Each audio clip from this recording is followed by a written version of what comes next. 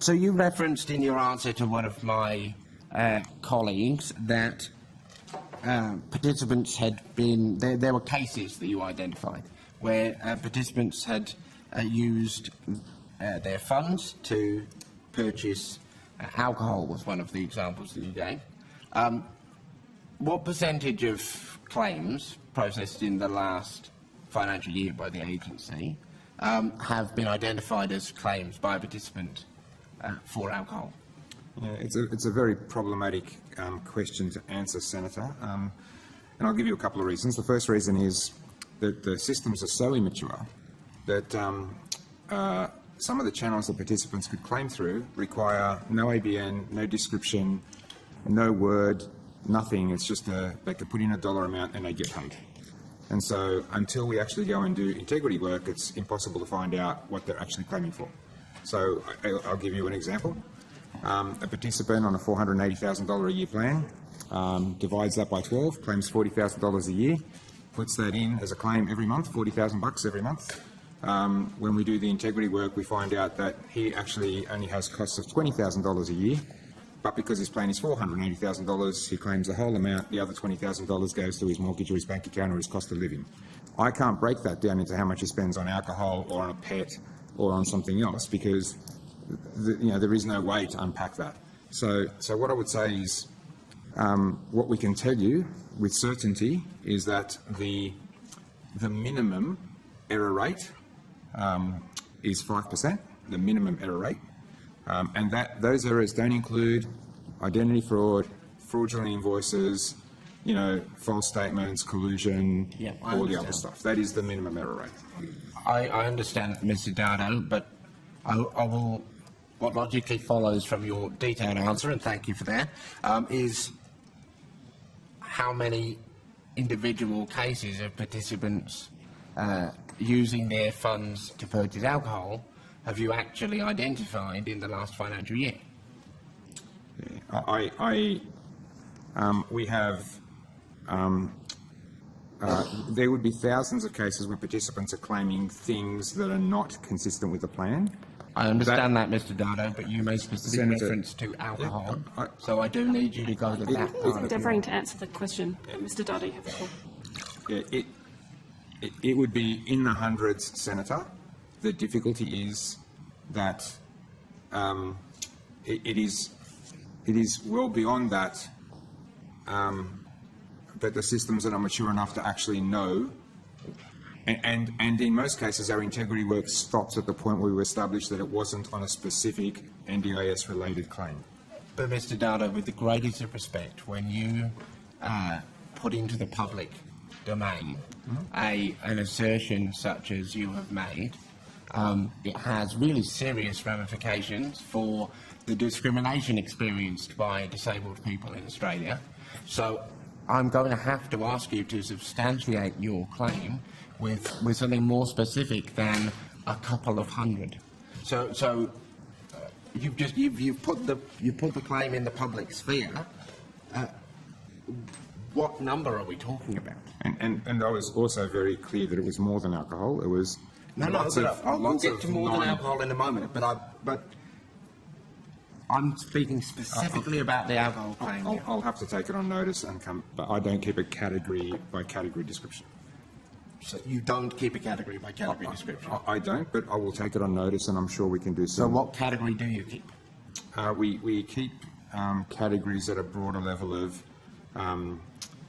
whether the claim was consistent with the plan, or whether it was a duplicate claim, or whether it was a claim that was withdrawn. So there are other categories we use, but we certainly have lots of exemplar detail for examples of things that are ticking over our risk typologies, the things that we're looking for to try and stop.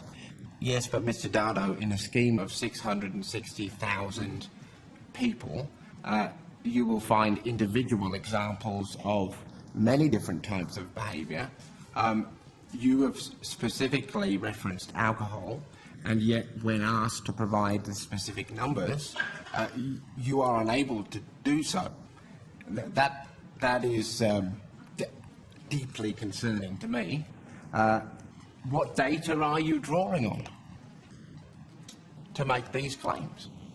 We're drawing on lots of data. We're drawing on data that's around payment integrity work. So this is data that is randomised sample data. We are drawing from exemplar case studies. So these are case studies where the specific provider or the specific network of providers have come into focus, and their operating models have come into focus. We're drawing on intelligence, which is where we've been able to access the business models that providers use to incentivise and to attract participants, and we're acting on complaints. So, are you able to provide any more detail on the additional claim you made of participants using their funds to pay for rents and rates? We have, again, we have, you know, certainly just in the last fortnight, multiple cases of dozens of participants where we're surfacing claiming for things that have been encouraged by providers that are not consistent with the plan. So the providers are encouraging the claiming or facilitating the claiming of things that are not consistent with the plan. One of those things, one of those big typologies that we're surfacing is when providers are actively convincing participants that they can claim for holidays, for example. What, sorry? Holidays. So you have among dozens of examples of providers pressuring participants. One of the examples is in relation to a holiday. It's not one, it's dozens in relation to holidays. Senator Steele-John. Well, what? Yeah, I do understand, Chair, but you are, if the sign reads correctly, the Deputy Chief Executive Officer of the National Disability Insurance Agency, and you have just spoken in the most profoundly vague terms about very serious claims. This is an estimate session, not a field opinion moment. How is it that you are unable to give us specific data? I believe Senator, Mr. Dado took the question on notice and said he will come back to you with more specific data, Senator Steele-John. You've already made that claim. I don't think that's a reasonable description of what he said. You've made a claim which Mr. Dado, I'll allow you an opportunity to respond to that question, and then we do need to rotate the call. Mr. Dado. Senator, I think I've been really transparent in saying the systems are immature. So we rely on a range of indicators and data points and exemplar work and casework to actually bring a picture together.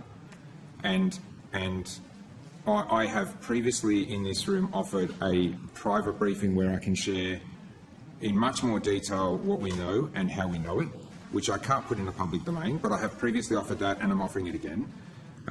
If you want to take up that offer, I'm happy for you to then... No, Mr. Dunham, I would not like to take up an offer of a behind-the-scenes briefing where you give me certain examples that I then can't use in the public domain when the basis of this extraordinary claim around fraud is driven by data that you cannot identify to an estimate session you have had advanced notice of. Without this specific data, we as a committee are left to assume that you are making it up, that you are inventing because it is a service to the narrative of the government to imply that disabled people are using our NDIS funds for holidays, drinks and alcohol, and then your minister gets to go around and brief members of parliament and use those examples as scare tactics to get them to support his cooked legislation. Senator Steele-John, Senator Steele-John, do not talk over me, please. This is an opportunity for questions to be asked and answers to be given. It is not an opportunity for a debate.